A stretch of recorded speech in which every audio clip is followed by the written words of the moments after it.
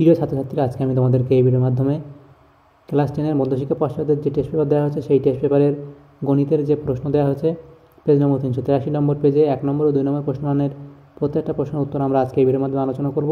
এবং এর আগের যে পেজগুলো ছিল সেই পেজগুলোর আমরা অলরেডি চ্যানেলে উত্তর আপলোড করে দিয়েছি, তোমরা প্লেলিস্ট থেকে সেই প্রশ্ন উত্তরগুলো দেখে নেবে।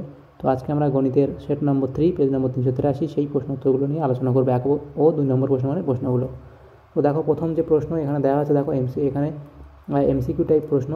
তো একের দাগের যে প্রশ্ন সেখানে দেওয়া আছে, দেখো নিম্নলিখিত প্রশ্নগুলির প্রতিটি ক্ষেত্রে সঠিক উত্তর নির্বাচন করো। তো প্রথম প্রশ্ন বলা আছে, বার্ষিক 10% সরল সুদের হারে এ টাকার বি মাসের সুদ হবে কত? দেখো আমরা কীভাবে সলভ করবো প্রথম অঙ্কটা। আমাদের সূত্র আমরা জানি, interest I equals to PTR by 100। সেখানে আমরা পি এর ভ্যালু বসাবো, পি এর মানে এ টাকা বলা হয়েছে, এবং সময় কি বলা হয়েছে আমাদের, সময় বলা হয়েছে বি মাস। কিন্তু আমাদের যেহেতু এখানে বার্ষিক বলা দেওয়া হয়েছে বি মাস, তো সেহেতু আমাদের বি মাসটাকে বছরে নিয়ে যেতে গেলে 12 দিয়ে ভাগ করতে হবে। এবং টাইম কি বলা হয়েছে, এই সুদের হার কি বলা হয়েছে 10, নিচে 100। তো এভাবে আমরা যদি কাটাকুটি করি, এই 0 কেটে যাবে এবং এ বি বাই 12 নিচে আসবে, ইন্টু 1/10 হয়ে যাবে। সেখানে এ বি বাই 120, তোমাদের এ বি বাই 120 টাকা তোমাদের এটা সঠিক উত্তর হবে। তাহলে এখানে অপশান বি তোমাদের সঠিক উত্তর হবে, এ বি বাই 120 টাকা। দ্বিতীয় প্রশ্ন বলা হয়েছে, একটি বৃত্তের কেন্দ্র ও এবং ব্যাস এবি, এবিসিডি বৃত্তস্থ চতুর্ভুজ, এবিসি 65 ডিগ্রি, ডিএসি 40 ডিগ্রি হলে বিসিডি এর মান কত? দেখো 2 এর দাগের যে প্রশ্নটা ছিল সেখানে যদি আমাদের একটা বৃত্ত আঁকতে হবে, তো এটা বৃত্তস্থ চতুর্ভুজের কথা বলা আছে। দেখো এই যে একটা বৃত্ত, তার কেন্দ্র এখানে এবং ব্যাস বলা আছে এবি, এবং এবিসিডি বৃত্তস্থ চতুর্ভুজ, তাহলে ব্যাস এটা বলা আছে এবি এবং সিডি আমরা যদি নিই এভাবে, সি এবং ডি, এটা একটা বৃত্ত হয়ে গেল, বৃত্ত চতুর্ভুজ হয়ে গেল। সেখানে এবিসি এর ভ্যালু 65 ডিগ্রি বলা আছে, এবিসি এই ভ্যালুটা 65 ডিগ্রি বলা হয়েছে। এবং আর একটা কী বলা হয়েছে, দেখো এবিসি 65 এবং ডিএসি 40 ডিগ্রি, ডিএসি অর্থাৎ এই কোণটার ভ্যালু কত, 40 ডিগ্রি বলা হয়েছে। আমাদের চেয়েছে বিসিডি এর মান কত, বিসিডি অর্থাৎ এই পুরো অ্যাঙ্গেলটার মান আমাদেরকে বের করতে হবে, বিসিডি এর মান আমাদের বার করতে হবে। তো দেখো আমরা এখানে লিখব এসিবি, আচ্ছা আমরা জানি এসিবি কত, 90 ডিগ্রি, অর্থাৎ এসিবি এই অ্যাঙ্গেলটা এসিবি 90 ডিগ্রি, এটা আমরা জানি। তারপর দেখো আমাদের যদি এখানে দেওয়া হয় অ্যাঙ্গেল সিএবি এর ভ্যালুটা বার করতে চাই, সিএবি এর ভ্যালু কত, সিএবি এই পুরো ভ্যালুটা কত হবে, সিএবির ভ্যালু কত হবে? তো দেখো এখানে যদি এই তিনটে কোণের মান ত্রিভুজ, তার এটা 180 ডিগ্রি, সেখান থেকে আমরা বাদ দেব কত, এসিবি এই অ্যাঙ্গেলটা বাদ দেবো 90 ডিগ্রি, এবং এটা তো আমরা জানি 65, তো এটা আমরা জানি, তাহলে 65টাও বাদ দেবো। তাহলে বাদ দিলে আমাদের থাকবে কত, 25 ডিগ্রি, তাহলে সিএবি এর ভ্যালু 25 ডিগ্রি পেয়ে গেলাম। তারপর দেখো অ্যাঙ্গেল বিএডি পুরো ভ্যালুটা কত, এটা তো 25 ডিগ্রি পেলাম, সিএবিটা 25 ডিগ্রি পেলাম, তাহলে বিএডির ভ্যালু কত, এইটা প্লাস 40, 25 প্লাস 40 সমান 65 ডিগ্রি হলো। আমাদের চেয়েছে কোনটা, বিসিডি এর ভ্যালু কত, অতএব এবার বিসিডি আমরা পেয়ে যাব, বিসিডি সমান বিসিডি এটা কত, 180 ডিগ্রি থেকে বাদ দেব কত, 65 ডিগ্রিটা আমরা বাদ দেব, কারণ বিএডি এর ভ্যালু এর ভ্যালু 65 ডিগ্রি, কারণ বিপরীত কোণগুলোর যোগফল, অর্ধবৃত্তস্থ চতুর্ভুজের বিপরীত কোণগুলোর যোগফল আমাদের 180 ডিগ্রি হয়। তো সেহেতু আমরা 180 থেকে এটা বাদ দিলে আমাদের চলে আসবে 115 ডিগ্রি, তাহলে এই উত্তরটা হবে 115 ডিগ্রি, অপশান সি। নেক্সট যে প্রশ্ন সেখানে কি বলা আছে দেখো, পরে প্রশ্ন 3 এর দাগের প্রশ্ন, সেখানে বলা হয়েছে 5x² - 3x + k = 10 এর বীজ দুটির গুণফল -2 হলে k এর মান কত? তো অঙ্কটা আমরা প্রথমে লিখব 5x² - 3x + k -10 = 0। তো আমরা একেবারে এক লাইন লিখে নিলাম। কি বলেছে? বীজদ্বয়ের গুণফল, দুটো বীজদ্বয় আমরা জানি আলফা ইন্টু বিটা, আলফা বিটার মান কত হবে? দেখো 5x² - 3x + k - 10 = 0। তাহলে এখানে c/a হবে আলফা ইন্টু বিটা, বীজদ্বয়ের গুণফল c/a। c কত? k - 10টা হলো c, এবং তার নিচে আমরা a হচ্ছে 5। তাহলে এটা আমাদের আলফা ইন্টু বিটা বেরোলো। এবার আমাদের কি বলেছে? আলফা ইন্টু বিটাটাই -2 বলে দিয়েছে। তাহলে আলফা বিটা সমান -2 বলেছে।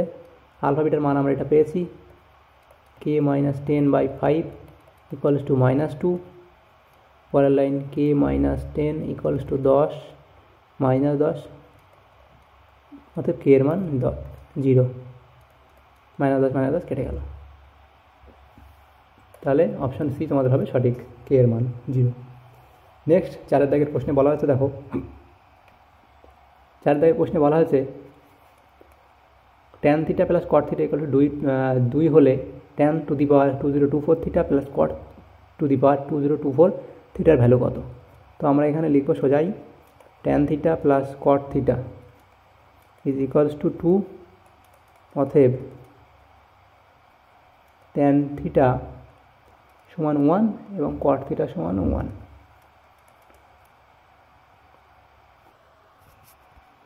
তারপর দেখো আমরা এখানে tan to the power 2024 θ plus cot to the power 2024 θ, সেখানে আমরা ভ্যালুগুলো বসাবো। tan এর মান 1, 2024 প্লাস cot এর মানও 1, সেখানে 2024। সেখান থেকে আমাদের কত আসবে? 1 + 1 = 2। তাহলে এটার মান কত আসবে? এটার মান আমাদের 2 আসবে। নেক্সট যে প্রশ্নটা আছে সেটা দেখো। নেক্সট প্রশ্ন কত বলা হয়েছে? 5 দাগের 2√6 সেমি বাহুবিশিষ্ট দুটি ঘনক পাশাপাশি রাখলে উৎপন্ন আয়ত ঘনকটির কর্ণের দৈর্ঘ্য কত হবে? তো এটা কীভাবে আমরা করব? দেখো, আমরা দুটো ঘনক পাশাপাশি রাখতে হবে। সেই ঘনকের বাহু কত? 2√6। এটা একটা ঘনক, আর একটা ঘনক সেম ঘনক রাখবো আমরা, তারও 2√6, তার বাহুর দৈর্ঘ্য 2√6, এদিকটাও 2√6 হবে। ঘনকের সব বাহু সমান, এবং এর কর্ণটা কত আমাদের বার করতে বলেছে। অর্থাৎ এই যে এটা জুড়ে দেওয়ার পরে দুটো এক জায়গায় করলে যেটা হবে, এই কর্ণটার ভ্যালু আমাদের কত বার করতে বলেছে। আচ্ছা, এটা 2√6 আমরা পেয়েছি, আর এটা কত হবে? এটা 2√6 + 2√6, তাহলে 4√6 হবে এটা, তাই তো? কারণ এই দুটো এক করলে হবে 4√6। এটা আমরা জানি না, এটা বার করবো। তা অতএব কর্ণ কত হবে? কর্ণ সমান √4√6 square plus 2√6 square plus 2√6 square. সেখান থেকে আসবে এটা কত হবে? 4 × 6, এই 16 × 6 96 প্লাস 24 প্লাস এটা হবে 4 × 6 24। এটা যোগ করলে কত হবে? 144। √144কে কত হয়? তাহলে 12। সঠিক উত্তর হবে 12 সেন্টিমিটার। অপশান ডি হবে সঠিক উত্তর। নেক্সট প্রশ্ন কি আছে? 6 দাগের প্রশ্ন। সেখানে বলা আছে, দেখো a ≠ 0 এবং x1 x2 x3 সেখান থেকে xn এর গড় x বার হলে এটা ax1 x2 ax3 এবং সেখানে ax এর গড় কত হবে? এখানে যেমন আছে তার গড় যদি x বার হয়, এখানে সেগুলোই আছে, শুধু তার সাথে একটা করে a গুণ হয়েছে, তাহলে আমাদের গড়েও তার সাথে a গুণ হয়ে যাবে। তাহলে x বার তোমাদের উত্তর হয়ে যাবে অপশান ডি। নেক্সট প্রশ্ন কি আছে দেখবো আমরা। নেক্সট যে প্রশ্ন দেখো 2 দাগের প্রশ্ন, শূন্যস্থান পূরণ করো। প্রথম প্রশ্ন, একটি অংশীদারি ব্যবসায় দুই বন্ধুর প্রাপ্ত লাভ্যাংশের অনুপাত এত হলে তাদের মূলধনের অনুপাত কত? তা একটি ব্যবসায় দুই বন্ধুর প্রাপ্ত লাভ্যাংশের অনুপাত এত হলে তাদের মূলধনের অনুপাত কত হবে? তাদের মূলধনের অনুপাত হবে 15:14। নেক্সট যে প্রশ্ন সেখানে কি বলা আছে, এত এবং এত এর মধ্য সমানুপাতি x হলে x এর মান কত? দেখো 2 দাগের প্রশ্ন কীভাবে করবে, x - 2 ইন্টু x - 3 এর মধ্য সমানুপাতি x যদি হয় তাহলে x এর মান কত?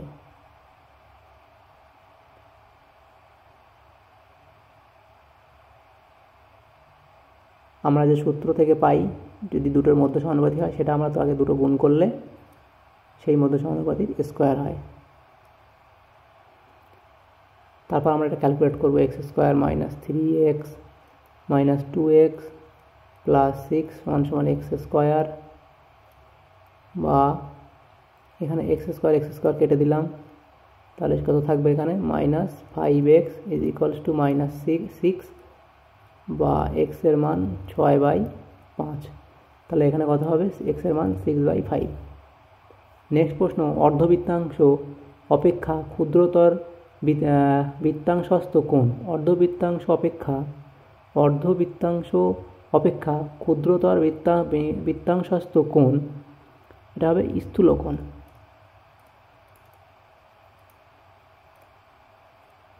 দেখো 4 দাগের অঙ্কটা কীভাবে করব, এটা দেখি আছে tan 35 ডিগ্রি এবং tan 55 ডিগ্রি সমান সমান sin θ যদি হয়, আমরা পরের লাইনে লিখতে পারি tan θ যেমন আছে তেমন, এবং tan 55কে আমরা এভাবে লিখতে পারি cot 90 ডিগ্রি - θ, এদিকে sin θ যেমন আছে তেমন রেখে দেব। তাহলে দেখো tan 35 ডিগ্রি, তাহলে cot 90 ডিগ্রি - θ মানে হতো tan, এটা হতো, তাহলে এখানে আমাদের কত হবে, cot 35 ডিগ্রি সমান সমান যেমন আছে sin θ তেমন থাকবে।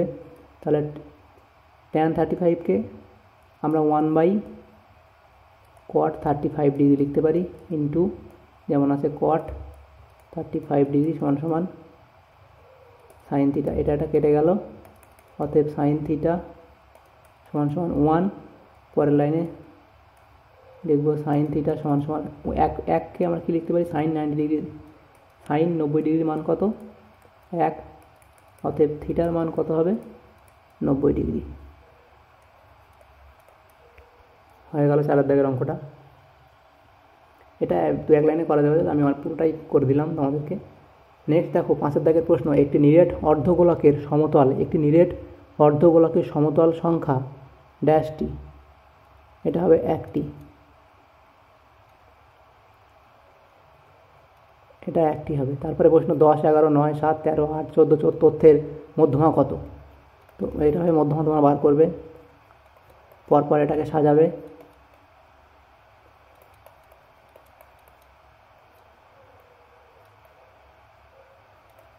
13, তারপর 14, দেখো এদিকটা একটা কাটবে, এদিকটা একটা কাটবে, এদিকটা একটা, তারপর দেখো 10 পড়ে আছে, তাহলে এর মধ্যমা হবে 10। তাহলে শূন্যস্থান পূরণ যেগুলো ছিল সেগুলো হয়ে গেল। তারপরের প্রশ্ন দেখে নেব আমরা। পরের দেখো প্রশ্ন ছিল, নিম্নলিখিত প্রশ্নগুলির প্রতিটি ক্ষেত্রে সত্য বা মিথ্যা লেখো। প্রথম প্রশ্ন, বার্ষিক 10% হারে 100 টাকার 1 বছরের সরল সুদ ও চক্রবৃদ্ধি সুদের অন্তর 1 টাকা, এটা ঠিক নাকি মিথ্যা? বার্ষিক 10% হারে 100 টাকার 1 বছরের সরল সুদ ও চক্রবৃদ্ধি সুদ, সরল সুদ কত হবে এটার, 1 দাগের অঙ্ক, সরল সুদ কত হবে, 10% হারে 100 টাকার 10 টাকা হবে, এবং চক্রবৃদ্ধি সুদ কত হবে, চক্রবৃদ্ধি সুদও তো 10 টাকা হবে, কারণ প্রথম বছরে তো সেমই থাকবে, সেহেতু এটা মিথ্যা, 1 টাকা অন্তর হবে না, দুটো সেম থাকবে।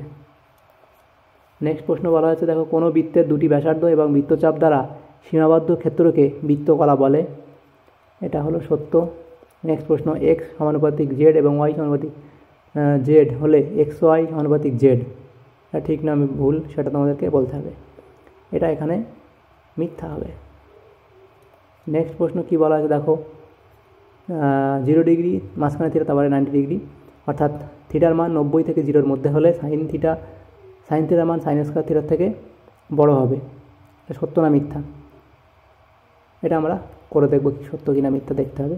দেখো এখানে যদি আমরা সাইন 30 লিখি, সাইন থিটার মান, এবং এখানে সাইন স্কোয়ার 30, থিটার তো মান সেম রাখবো, এটা কি তাই সম্ভব? সাইন 30 মান কত? হাফ, এবং সাইন 30 মান হাফ, এখানে স্কোয়ার আছে 1/2, 1/4, তাহলে 1/4 থেকে 1/2 তো অবশ্যই বড়, কারণ 1/2 এর মান হচ্ছে 0.5 এবং 1/4 এর মান হচ্ছে কত?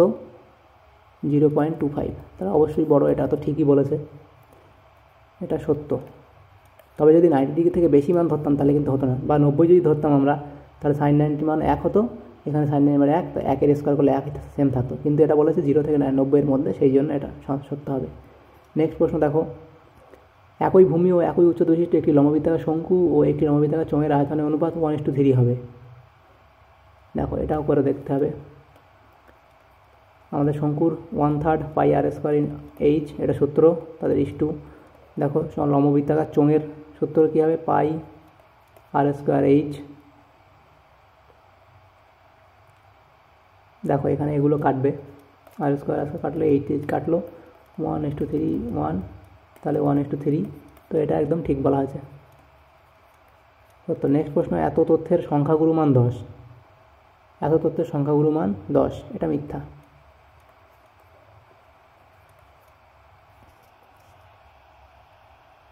নেক্সট দেখো কোন প্রশ্ন দেওয়া হয়েছে এখানে, 4 দাগের প্রশ্ন। 4 দাগের 1 প্রশ্নে বলা হয়েছে 400 টাকার 2 বছরে সমূল চক্রবৃদ্ধি 441 টাকা হলে বার্ষিক শতকরা চক্রবৃদ্ধি সুদের হার কত হবে? তো এটা আমাদের কীভাবে করতে হবে? দেখো আমরা টোটাল 400 টাকা, সমূল চক্রবৃদ্ধি 461 টাকা, এবং এন সময় বলা আছে 2 বছর, আর আর এর ভ্যালু আমরা জানি না, এটাই আমাদেরকে বার করতে বলা আছে। তো আমরা চক্রবৃদ্ধি সুদের ক্ষেত্রে জানি A = P × 1 + R/100 two the power n, এটা আমরা জানি। পরের লাইন দেখো 441, এটার ভ্যালু P এর মান 400, সেখানে 1 + R/100 টু দি স্কোয়ার হয়ে যাবে। পরের লাইনে 441/400 সমান সমান, এটা ক্যালকুলেশান আমরা এক্ষুনি করবো না, এমনই রেখে দেব। পরের লাইন দেখো এটা 21, আর এটা 20 স্কোয়ার করলে এত হয়, 1 + R/100, তাহলে দুদিকের স্কোয়ার আমরা তুলে দিতে পারি এখন। 21/20 সমান সমান 1 + R/100। পরের লাইন কী করবো? 21/20 - 1 = R/100। দেখো পরের লাইন কী হবে এখানে? পরের লাইন যদি আমরা লসাগু করি, এখানে পরের লাইনে লসাগু করলে কত আসতো? 20 হতো লসাগু, এবং 21 - 1, 1টা কত? 21 - 20 সমান সমান R/100। পরের লাইন হতো 1/20 = R/100, তো 0 0 কেটে দিলাম, 2 কাটলাম 5 দিয়ে, অতএব আর এর ভ্যালু কত? 5 আসতো। তাহলে কত হতো? এটা 5%। নেক্সট যে প্রশ্নটা আছে দেখো 2 দাগের প্রশ্ন। 2 দাগের প্রশ্নে কী বলা হয়েছে? একটি অংশীদারি ব্যবসায় 3 জনের মূলধনের অনুপাত 3:8:5 এবং প্রথম ব্যক্তির লাভ্যাংশ তৃতীয় ব্যক্তির লাভের চেয়ে 50 টাকা কম হলে ব্যবসায় মোট লাভ কত হয়েছিল? তো অঙ্কটা এভাবে আমরা করব। মনে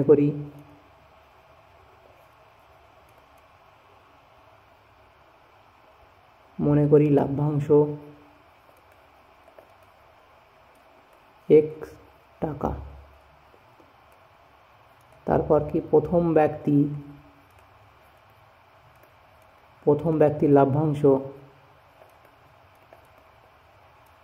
তাহলে x টাকা যদি লাভ্যাংশ হয় টোটাল, প্রথম ব্যক্তির লাভ্যাংশ কত? x × প্রথম 3/16, তিনটে যোগ করে যেটা হবে, তাহলে 3x/16। তো সেমভাবে তৃতীয় ব্যক্তির কত? কারণ দ্বিতীয় ব্যক্তি বার করবো না আমরা, কারণ আমাদের প্রথম আর তৃতীয়ের মধ্যে আমাদের 50 টাকা কম বেশির কথা বলা আছে, সেজন্য আমরা তৃতীয় আর প্রথম বার করবো। তাহলে তৃতীয় লাভ্যাংশ কত? x × 5/16, তাহলে 5x/16। তাহলে এই হলো। এবার কি বলেছে, যে ডিফারেন্সটা 50 বলেছে, তাহলে অতএব তৃতীয় ব্যক্তির থেকে এটা বিয়োগ করব প্রথমটা, সেটা কত হবে 50 টাকা। তাহলে এটা 16 লসাগু হলো, 5x - 3x সমান সমান 50, 2x / 16 সমান 50। পরের লাইন লিখব কত, 2 দিয়ে কাটলাম 25, x এর মান 25 × 16, ওটা হবে 400 টাকা। তাহলে কী হবে, ব্যবসায় মোট কত লাভ হয়েছিল, x 400 টাকা টোটাল লাভ হয়েছিল। দেখো এটা যদি তোমাদের MCQ এর মধ্যে আসতো এই অঙ্কটা, তাহলে তোমরা কী হবে, তোমরা সহজেই করতে পারতে, খুব শর্টকাট নিয়মে তোমরা করতে পারবে। কী বলেছে এখানে, প্রথম আর তৃতীয় ব্যক্তির টোটাল এদের ব্যবসায় অংশীদারি এত করে তাদের মূলধনের অনুপাত, এত অংশীদার তাদের, এবং তাদের 50 টাকা লাভ হয়েছে কি, প্রথম ব্যক্তির লাভ্যাংশ তৃতীয় ব্যক্তির লাভের চেয়ে 50 টাকা কম। তাহলে এরা যেহেতু যেমনভাবে ইনভেস্ট করেছে তাদের লাভও তো তেমনই হবে। তাহলে দেখো প্রথম আর তৃতীয়র মধ্যে ডিফারেন্স কত, 3 আর 5 এর মধ্যে ডিফারেন্স 2, তাহলে আমরা 2 রেশিও সমান সমান কত ডিফারেন্স, এতে 50, 2 রেশিও সমান সমান ডিফারেন্স 50, 1 রেশিও সমান সমান কত, তাহলে এটা হবে 25। তাহলে 1 রেশিও সমান সমান যদি ডিফারেন্স হয় 25, তাহলে এটা টোটাল কত, 5 8 8 আর 3 11 আর 5 16, 1 রেশিও সমান সমান 25, তাহলে 16 রেশিও মানে কত 25, আমি এদিকে 1 রেশিও মানে 25, তার 16 রেশিও মানে 16 দিয়ে গুণ করতে হবে আমাকে, তাহলে কত হতো, সেই 400ই আসতো। যদি MCQতে এরকম থাকতো, তো MCQ এর মধ্যে থাকলে তোমরা এই অঙ্কটা এই সহজে এরকম শর্টকাট নিয়মে করতে হতো।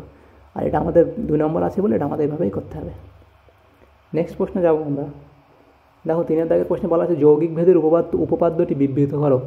যৌগিক ভেদের উপপাদ্যটা তোমরা বই থেকে পেয়ে যাবে। পরেরটা দেখো 3x² - 5x + 2k = 0 সমীকরণের বীজ দুটি বাস্তব ও সমান হলে k এর মান নির্ণয় করো। তো অঙ্কটা তোমাদের করতে হবে এভাবে। আমরা জানি b² - 4ac = 0, b এর মান কত -5, -5² 4a এবং c, a এর মান কত 3, a এর মান 3 এবং c এর মান 2k = 0। পরের লাইন লিখব 25 - 24k 3 4 12 2 24 = 0। পরের লাইনে -24k = 25 হয়ে যাবে, -25, পরের লাইনে মাইনাসগুলো কেটে দিলাম, মাইনাসগুলো, তারপর 25/24, তাহলে k এর ভ্যালু কত 25/24। নেক্সট 5 দাগের যে প্রশ্ন সেখানে বলা আছে x = 3 + 2√2 হলে x + 1/x এর সরলতম মান নির্ণয় করো। তো এটা আমরা করবো কীভাবে, x = 3 + 2√2 যদি হয়, তাহলে 1/x = 1/3 + 2√2, কারণ x এর ভ্যালু আমরা x এর মান তো আমরা জানি, তাই 1/xটা আমরা বার করব। এবার আমাদেরকে এটা করণীয় নিরসন করতে হবে। 3 - 2√2 দিয়ে ওপরে গুণ করলাম, আচ্ছা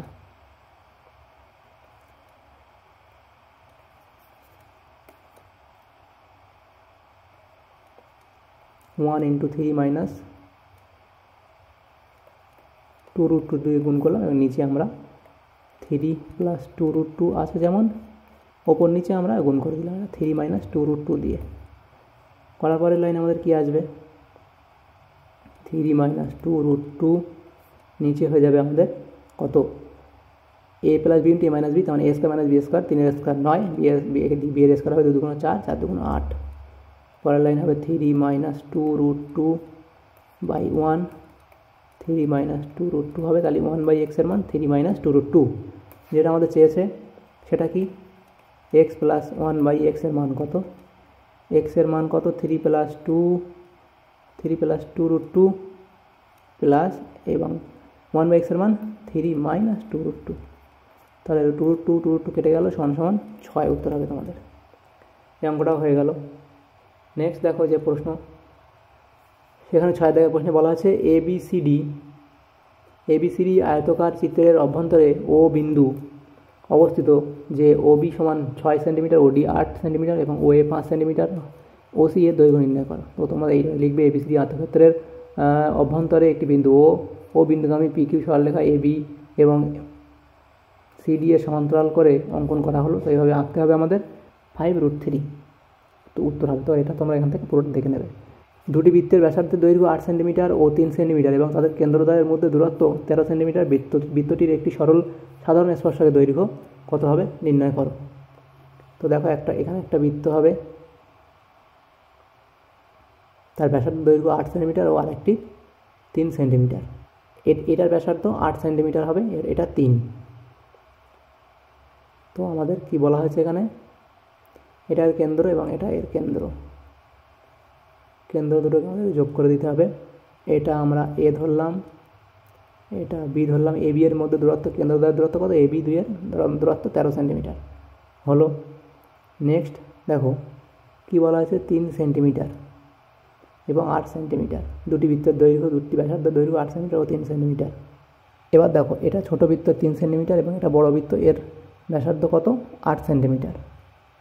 ঠিক আছে, এটা হলো।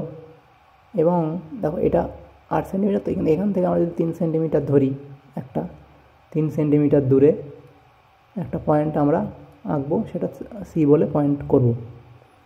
এই যে স্পর্শক হলো আমাদের এটা ধরে নাও পি এবং কিউ করে দিলাম আমরা এটা।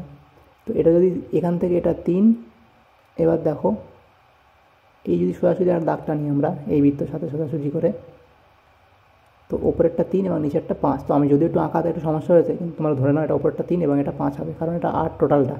এই যে 3-এর সাথে 3 সমান করলাম আমরা। তাহলে আমরা লিখি এবারে সি কিউ সমান 3 সেন্টিমিটার এবং সি বি সমান 8 - 3 সমান 5 সেন্টিমিটার এবং এ বি সমান 13 সেন্টিমিটার। অতএব আমরা পিথাগোরাসের সূত্র থেকে কি পাই, AC equals to 13 square minus 5 square, 169 minus 25, 144। সেখান থেকে 12 সেন্টিমিটার পাবো আমরা উত্তর। পরের প্রশ্নে যাবো আমরা। 8 দাগে এক্স সমান এ সেক থিটা, ওয়াই সমান বি ট্যান থিটা হলে এক্স এবং ওয়াই এর থিটা বর্জিত সম্পর্ক নির্ণয় করো।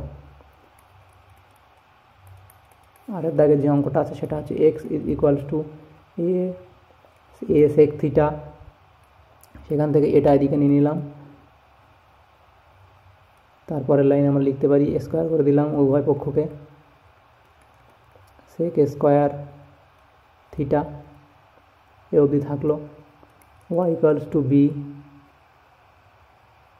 Tan theta, Y by B equals to tan theta এবং স্কোয়ার করে দিলে Y square by B square সমান ট্যান স্কোয়ার থিটা। এবার আমরা জানি কি sec square theta plus tan square theta সমান 1। তাহলে এবার সেক স্কোয়ার থিটার জায়গায় কী বসাবো আমরা, X square by A square এবং ট্যান স্কোয়ার থিটার জায়গায় বসাবো Y square by B square সমান 1। তো এটা আমাদের থিটা বর্জিত সমীকরণ হয়ে গেল, আর থিটা বর্জিত সম্পর্ক তৈরি করা হয়ে গেল। তো এখান থেকে তোমরা ভাঙতেও পারো, আরও এই অবধি রেখে দিলেও হবে। নেক্সট দেখো, একটি ঘুড়ির উন্নতি কোণ 60 ডিগ্রি এবং সুতোর দৈর্ঘ্য 20√3 মিটার হলে ঘুড়িটি মাটি থেকে কত উচ্চতায় আছে। তো হাইট অ্যান্ড ডিস্টেন্সের এই অঙ্কটা দেখো, তো এটা আমরা এ ধরলাম, বি। ঘুড়িটির উন্নতি কোণ কত, 60 ডিগ্রি। উন্নতি কোণ 60 ডিগ্রি এবং কত উচ্চতায় আছে, আমাদের এই উচ্চতাটা আমাদের বার করতে হবে। এবং সুতোর দৈর্ঘ্য কত, 20√3। তাহলে এসির দৈর্ঘ্য, সুতোর দৈর্ঘ্য 20√3। ঘুড়িটা এখানে অবস্থিত, 20√3 হবে দৈর্ঘ্য। তাহলে দেখো এবিসি ত্রিভুজ থেকে পাই, এবিসি ত্রিভুজ থেকে পাই সাইন 60 ডিগ্রি। সাইন 60 মান কী হবে, লম্ব বাই অতিভুজ। লম্ব কত এখানে, লম্ব এবি বাই অতিভুজ এসি।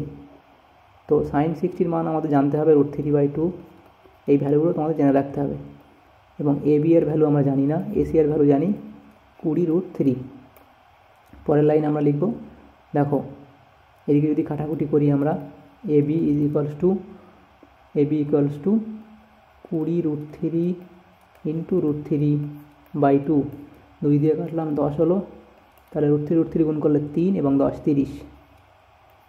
তাহলে আমাদের এটা কী হবে, উচ্চতা 30। এবি এর ভ্যালু কত, 30 ডিগ্রি উচ্চতায় ঘুড়িটি উঠছে। নেক্সট প্রশ্ন 10 দাগের প্রশ্ন। 10 দাগের প্রশ্নে কী বলা আছে, দুটি লম্ববৃত্তাকার নীলের চোঙের উচ্চতার অনুপাত 1:2 এবং ভূমির পরিধির অনুপাত 3:4 হলে তাদের আয়তনের অনুপাত কী হবে। তো দেখো তাদের দুটি লম্ববৃত্তাকার চোঙের উচ্চতার অনুপাত, তো আমরা এটা কীভাবে করবো অঙ্কটা দেখো। উচ্চতা অনুপাত এত এবং ভূমির পরিধি এত, তাদের আয়তনের অনুপাত কত। তাহলে আয়তনের যে আমাদের এখানে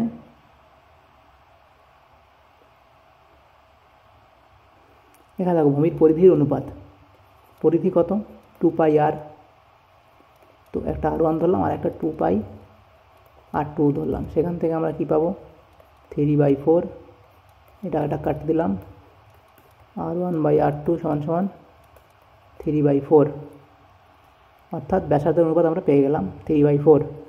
এবার আমাদের আয়তনের অনুপাত লিখবো আমরা πr² × h এবং πr2²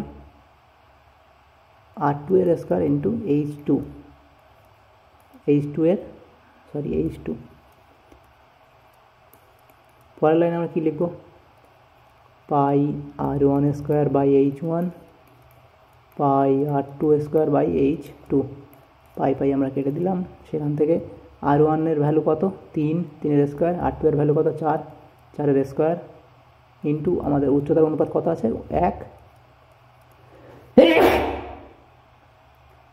উচ্চতার অনুপাত 1 এবং 2। তারপরের লাইন 3 3 9, 16 2 32। তাহলে উত্তর কত হবে, আয়তনের অনুপাত হবে 9:32।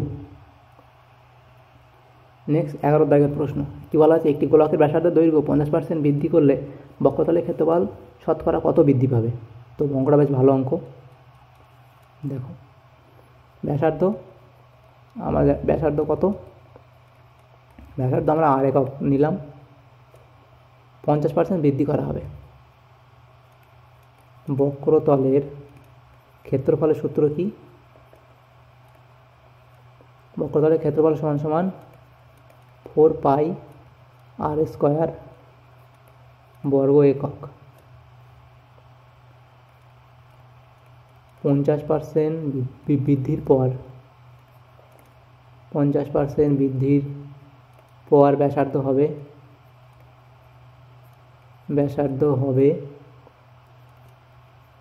r × 150/100 = 3r/2 একক। কাটাকুটি করলে এটা আসবে। অতএব নতুন বক্রতলের ক্ষেত্রফল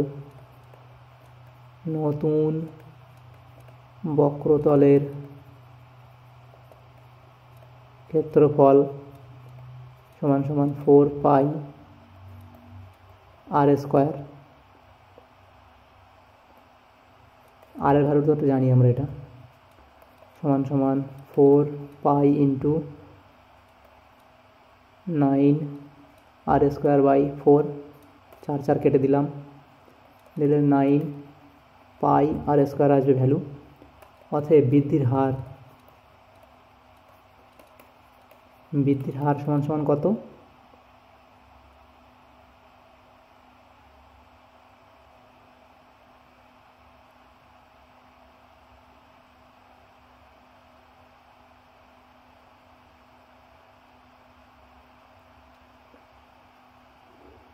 আগে দেখো কত ছিল 4, বক্রতলের প্রথম ক্ষেত্রফল ছিল 4, বক্রতলের প্রথম যে ক্ষেত্রফল ছিল সেটা 4 এবং এখন হয়েছে কত এত। তাহলে বৃদ্ধি কত হলো 5πr² বৃদ্ধি হয়েছে কত থেকে, মানে কত রেসপেক্টে, আগে যেটা ছিল সেটা নিচে হবে 4πr² × 100। এটা বৃদ্ধির হারের সূত্র, বৃদ্ধির হার বার করতে গেলে এমনভাবে করতে হয়। তো এটা কেটে গেল 5/4, 4 দিয়ে কাটলে 25, 5 25 125%। তাহলে 125% শতকরা বৃদ্ধি পাবে ক্ষেত্রফল, বক্রতলের ক্ষেত্রফল শতকরা 125% বৃদ্ধি পাবে। পরের প্রশ্ন দেখো 12 দাগের প্রশ্ন। অঙ্কটা কিছুই নেই, তোমরা যদি সূত্রটা জানো তাহলে তোমাদের অঙ্ক হয়ে যাবে সহজেই। x bar = a + FI UI by FI into H। তো দেখো এখানে ভ্যালুগুলো বসে। এ এর মান কত? এটা 25, এই 25টা হলো এ এর মান।